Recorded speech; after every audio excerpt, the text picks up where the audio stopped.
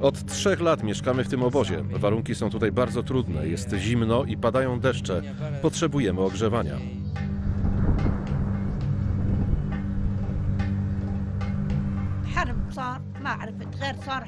Kiedy wybuchła wojna, rozpoczęło się zabijanie. Oni zajęli wioskę i zaczęli zarzynać ludzi.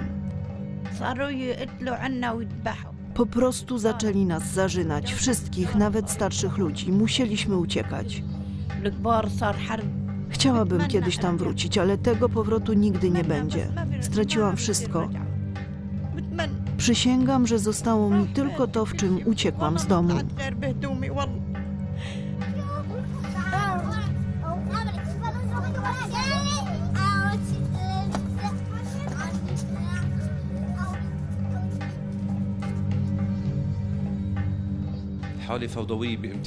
Panuje tu chaos w najściślejszym znaczeniu tego słowa.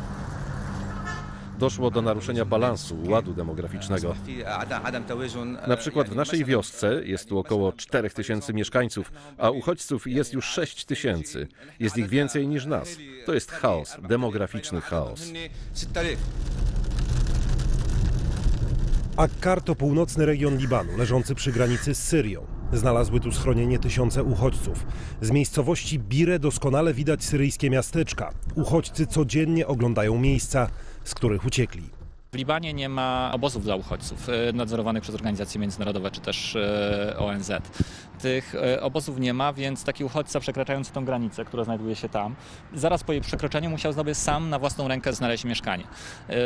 Co on mógł znaleźć? Mógł rozbić namiot na jakimś polu Libańczyka, mógł wynająć od niego garaż, wynająć od niego jakieś pomieszczenie, nieużywany budynek i zacząć w nim mieszkać.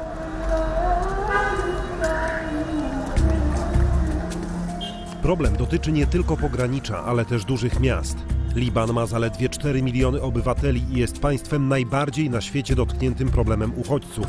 Ich liczba zbliża się do połowy populacji kraju.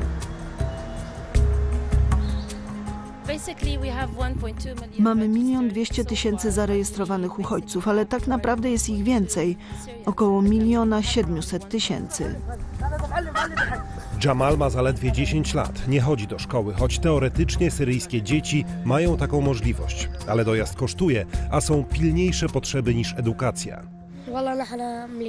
Życie tu jest w porządku, tylko jest drogo, mamy dużo wydatków. Musimy płacić za wodę, za prąd, potrzebny jest nam piec na zimę. Niewielu może pozwolić sobie na wynajęcie mieszkania. Zgodnie z prawami podaży i popytu ceny najmu wzrosły zarówno dla Syryjczyków, jak i Libańczyków. Wynajęcie nawet garażu czy piwnicy przerasta finansowe możliwości wielu uchodźców. Jeśli Bóg da, wrócimy do domu. Taką mamy nadzieję. To, co mi najbardziej doskwiera, to fakt, że mój syn siedzi w syryjskim więzieniu. Nie widziałam go już od ponad 2 lat. Aresztowali go, kiedy próbował przedostać się przez granicę. Jesteśmy wdzięczni właścicielowi tego budynku. Pozwolił nam tutaj zostać, zlitował się nad nami. Nie mamy pieniędzy, by płacić co miesiąc. Nie mamy złamanego centa.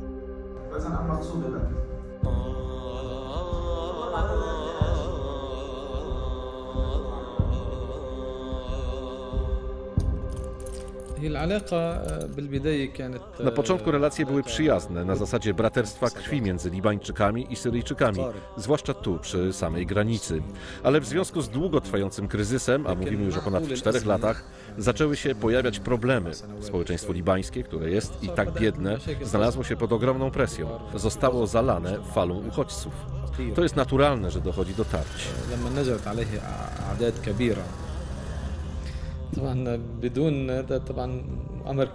Jeśli przestalibyśmy otrzymywać pomoc, to oprócz katastrofy związanej z wojną doszedłby głód, grabieże, plądrowanie i przemoc. Społeczeństwo by się rozpadło, głód doprowadziłby do tragedii. Zdesperowani ludzie zrobiliby wszystko, by przeżyć. To byłaby katastrofa.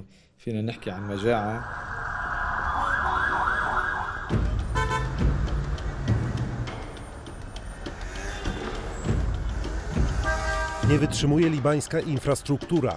Coraz częściej brakuje energii elektrycznej i wody. Państwo, i tak niezbyt bogate, a do tego targane kryzysami politycznymi, z trudem dźwiga zwiększenie populacji o niemal połowę. Kurczy się przestrzeń życiowa, natomiast wzrasta zagęszczenie ludności. To prowadzi do wielu problemów, między innymi sanitarnych i lokalowych. Syryjczycy, którzy tu przyjechali, oferują swoje usługi za znacznie niższą opłatę niż Libańczycy.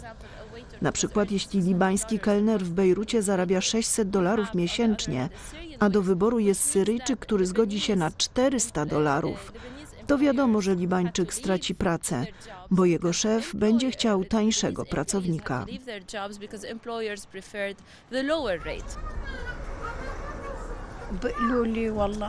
Libańczycy mają do nas pretensje. Mówią, zabieracie nam chleb, przyprowadziliście tu krawców, kupców, cukierników.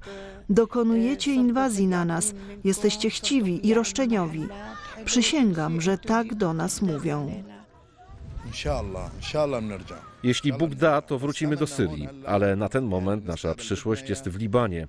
Chcielibyśmy zamieszkać tutaj i normalnie żyć, tylko żeby przedłużyli nam wizy. Nie chcemy nic więcej, nic nam więcej nie potrzeba.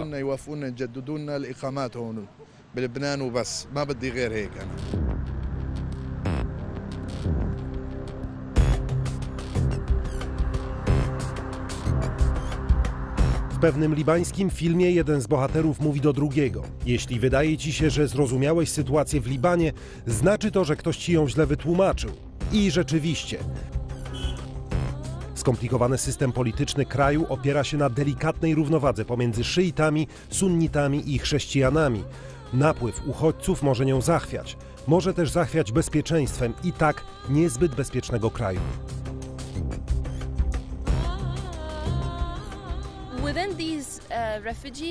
Razem z uchodźcami przybyli tu również ludzie powiązani z różnymi organizacjami, na przykład takimi jak Państwo Islamskie. Do napięć przyczynia się trudna historia. Syria okupowała Liban przez 30 lat, do 2005 roku. Ci ludzie tutaj bardzo dobrze pamiętają posterunki wojskowe syryjskie na tych drogach, przez które teraz przejeżdżamy. Pamiętają to, że Syria mieszała się w życie tego kraju i mają bardzo negatywne wspomnienia związane z tą okupacją. I choć dziś Syryjczycy są tu w zupełnie innym charakterze, też są coraz mniej mile widziani. Tu już nie ma pracy dla Libańczyków, więc ludzie pytają, dlaczego Syryjczycy dostają pomoc, a my nie. I dlatego wielu Libańczyków kupuje syryjskie paszporty, by udawać Syryjczyków i dostać jakąś pomoc. Tu na miejscu, ale wielu też rusza z tymi paszportami do Europy. To czarny rynek, mocno wspierany przez syryjski reżim, który potrzebuje pieniędzy i który robi na paszportach niezły biznes. Każdy może dostać taki dokument. Syryjczyk, Palestyńczyk, terrorysta. Każdy go dostanie, dopóki ma na to pieniądze.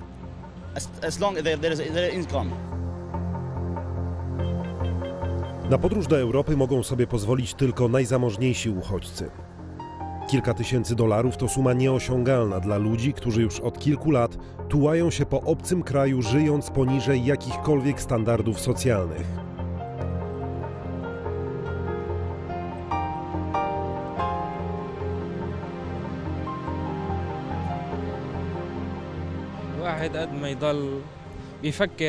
Zastanawiałem się nad tym, ale nie mam takich możliwości. To dla mnie jak sen.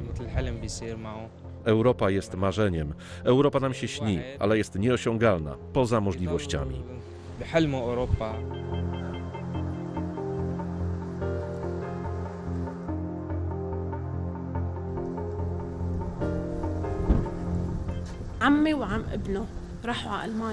Mój stryj i jego syn uciekli do Niemiec. Mnóstwo ludzi, których znam, jest w Niemczech i w Turcji. Jeśli byłaby okazja, to też bym wyjechała. Dlaczego nie? Tu jesteśmy z mamą i bratem. W Turcji jest jeszcze jeden brat. Gdyby udało się zebrać wszystkich, to czemu nie? Ale jak dotąd niestety nie mieliśmy takich możliwości.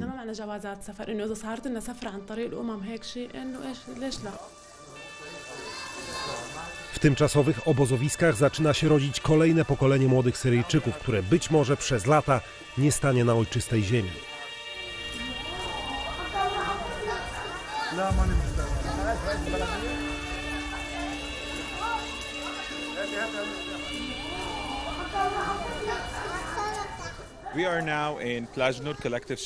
Jesteśmy w Shikka w północnym Libanie. Kiedyś to był ośrodek wypoczynkowy, który obecnie jest schronieniem dla ponad 250 uchodźców. Ci ludzie myśleli, że schronią się tu tylko na chwilę, na miesiąc lub dwa, a to już 5. rok konfliktu w Syrii. Jednak wciąż, jeśli zapytać ich o przyszłość, zwykle mówią, że jak tylko wojna się skończy, chcą wrócić do Syrii.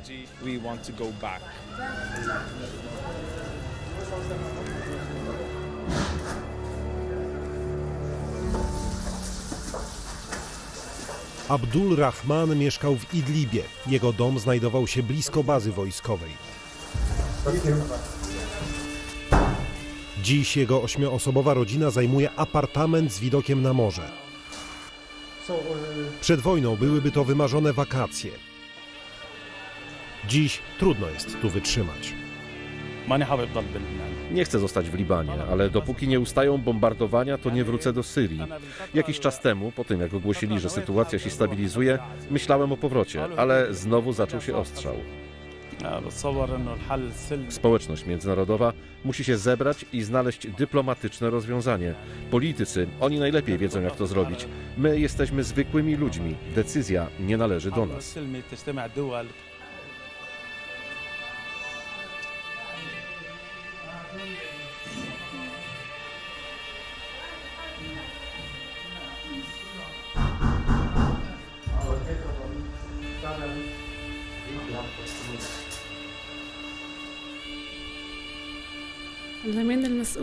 Kto ponosi za to odpowiedzialność? Na pewno jakieś obce, zagraniczne siły maczały w tym palce, ale także syryjski rząd, bo to on miał zadbać o to, by nic nam złego się nie stało.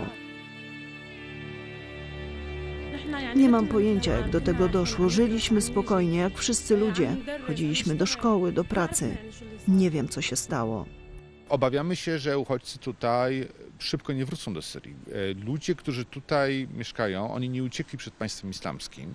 Oni uciekli przed terrorem i przed przemocą ze strony sił rządowych. I tak długo jak nie tylko nie zakończy się wojna w Syrii, ale także nie będzie zmian politycznych oraz nie będzie po prostu bezpieczeństwa po drugiej stronie granicy, ci ludzie tutaj zostaną, więc mówimy tutaj potencjalnie o perspektywie kilku lat.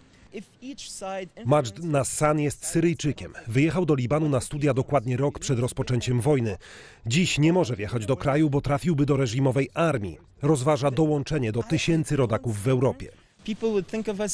Ludzie myślą, że jesteśmy biednymi ludźmi, którzy przyjechali, by pożyć na koszt rządów czy organizacji pomocowych. Część pewnie miała taki zamiar, ale generalnie my nie chcemy być tu, gdzie jesteśmy.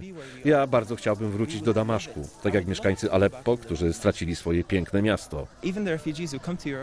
Nawet jeśli uchodźcy teraz podróżują do Europy, to w końcu będą chcieli wrócić do domu. To stan tymczasowy, ale nie wiemy, ile ta tymczasowość potrwa. Trzeba mieć świadomość, że ta wojna szybko się nie skończy. Ale oni nie są szczęśliwi z faktu, że żyją w obozach czy po prostu na łasce innych. Prawdę mówiąc, trudno znaleźć kogokolwiek, kto byłby zadowolony z obecnej sytuacji.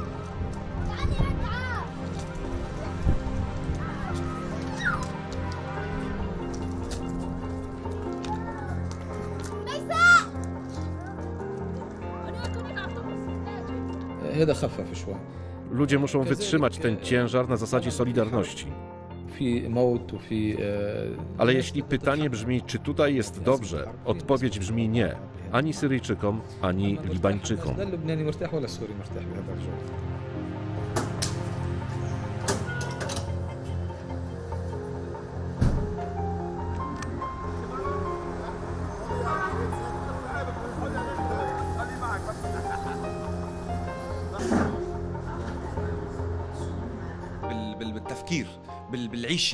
Mentalność, sposób życia, system wartości. Różnimy się od Syryjczyków pod każdym względem. Jesteśmy podobni do siebie tylko wizualnie, nic więcej. Mamy inne tradycje, obyczaje. Wszystko.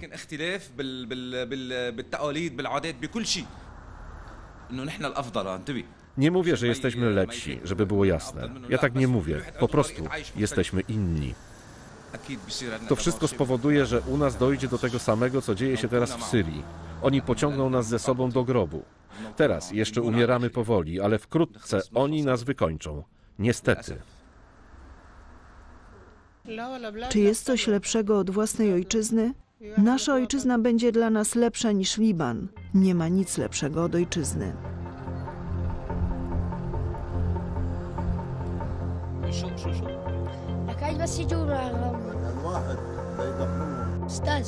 Chcę zostać nauczycielem. Chcę uczyć dzieci w szkołach. Chcę uczyć języka francuskiego.